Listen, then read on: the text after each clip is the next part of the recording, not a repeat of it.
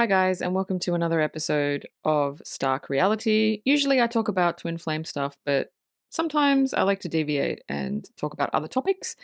So, the topic today will be something that I feel is very important. It will be how to interpret dreams.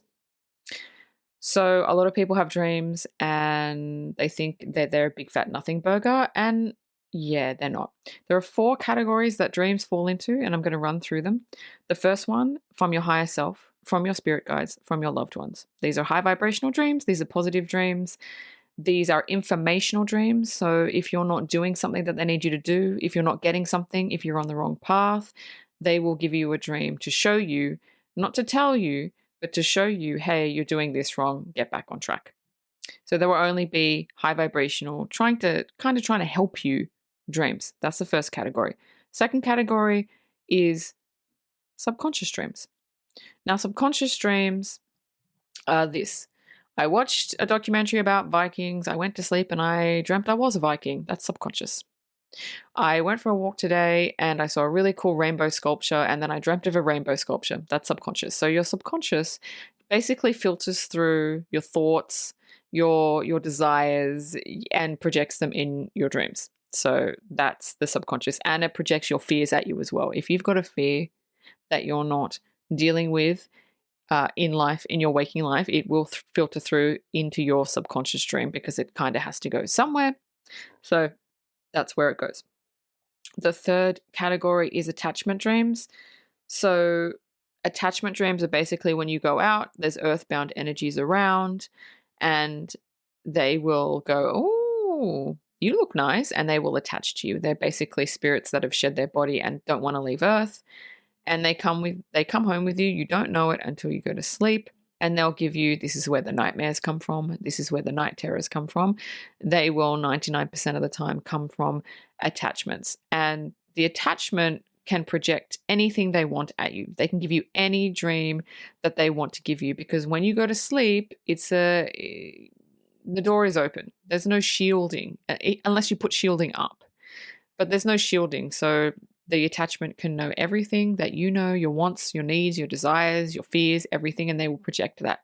And in my experience, they will even take the form of a loved one that's passed away, give you information, give you fucked up information, and then you'll wake up and you'll think it's from your loved one. Whereas if your loved one ever comes to you when you're in a dream, it will only be positive, uplifting information. If you have a visit from a loved one, a passed over loved one in your dream, and they give you information that makes you feel anxious or depressed or constantly looking over your shoulder, this is not from your loved one. This is from an attachment posing as a loved one. So that is the third category. The fourth category is spirit animals. If an animal visits you in your dream, I would advise looking up what traits and abilities that animal has.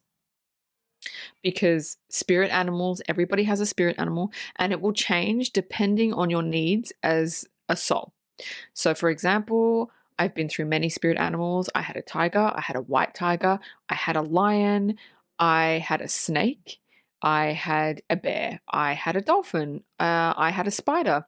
So, all of these animals have different abilities and different traits. So, if you just Google it, there's a lot of websites that tell you what the traits are in the 3D and what their spiritual traits are. So if a spirit animal comes to you in your dream, it is very, very important that you look up what that animal is trying to tell you, because obviously they will not talk to you. They will show up in hopes that you will get it, in hopes that you will kind of research and find out what that animal represents. So that's the fourth category. How do you interpret dreams? Two things. One, how did you feel in the dream? And two, symbolism. What were the symbols? Your dreams from your higher self, your guidance, and your loved ones will never be nothing, and they will always give you symbols, and it will be symbolic to you and to you alone. So when you have a dream about a spirit animal, I would advise looking it up, the traits and abilities that that animal has.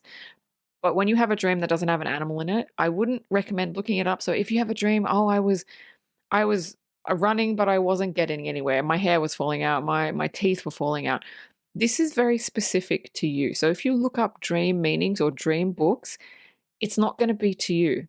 It's you're going to be like, "Oh, okay, cool, that's what it means." It's not what it means. It's specific to the dreamer, to you. So, like I said, if you have a dream where you're running and you're running really slow, like I've had that dream so many times, and you're like, "Oh my God, I'm trying to run, but I'm just running really slow." So, you have to sit there and kind of decipher it because you're running, but you're not getting anywhere. So equate that to your life. Are you running away from something you're not supposed to be running away from?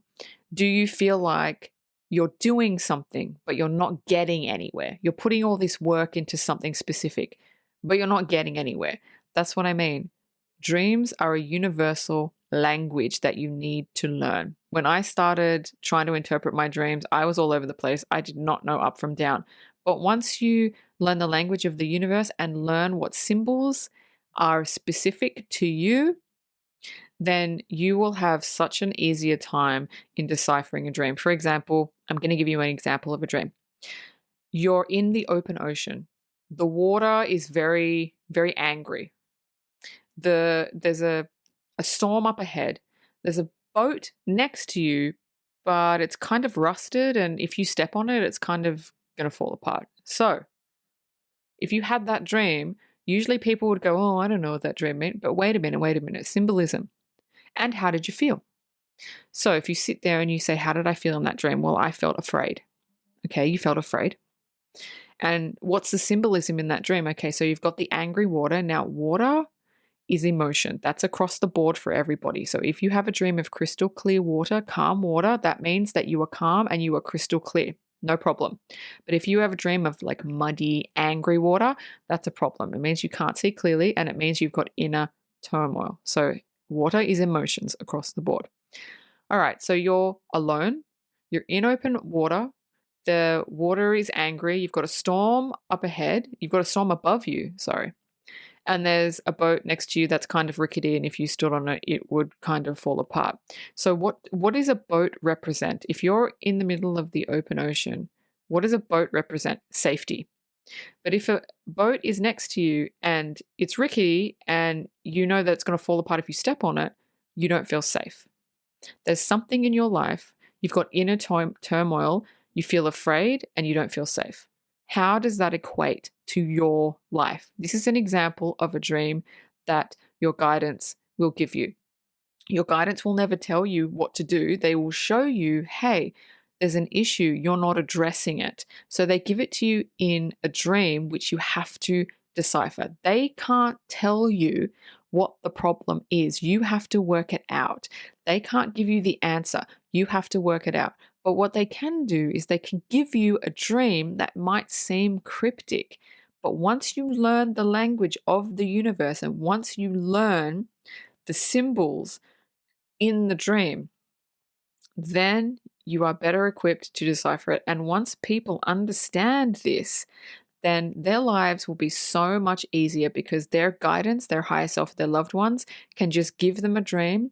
Maybe you're off track. Maybe you've gone down a path you weren't supposed to go on. You'll get a dream like that. You'll be like, oh, once you decipher it, you go, oh shit, I'm doing the wrong thing. And you'll be able to get back on track. This is how they communicate with us.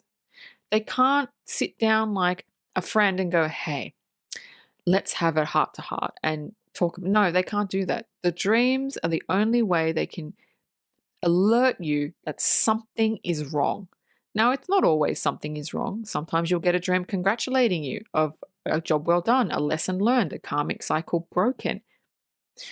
But you need to, or people need to understand that dreams are important and we get so much information in our dreams and people just push them to the side like they mean nothing. And this is really sad. And also, a lot of people wake up and they say, well, I don't remember my dreams. I remembered it for 2 minutes and now I don't remember any of it. All right. Those would fall into the subconscious dreams, the nothing burger dreams. But if you wake up and you have a dream and it persists, you just remember it and it keeps coming into your mind, oh man, I had that dream where I was in the open ocean and there was a storm and there was a boat, but I couldn't get on it. If you have that dream in your mind all day, you can't forget it. There's information. Your guides are trying to show you, hey, we're trying to show you something. So the dreams that you wake up and you forget, subconscious, nothing burgers. The dreams that you wake up and you remember throughout the day and you can't forget it, there's information in those dreams for you. But remember the two fundamentals of the dream. How did you feel? And what were the symbols in the dream that you can interpret for you? Remember, the symbols are for you. They're not for anybody else. They're for you. I hope you guys enjoyed this episode. I hope this helped you in your dream journey. And if you want to shoot me an email, if there's any topic that you feel like you want me to cover or I didn't cover enough in the dreams episode, you can email me at starkrealitypodcast@gmail.com. If you're listening to this on YouTube, give it a subscribe, give it a like. If you're listening to it across podcast platforms, give it a subscribe, give it a like if you like it, if you like what you hear, and thank you so much for being with me. Until next time. Stark Reality is a Balloonhead Productions presentation.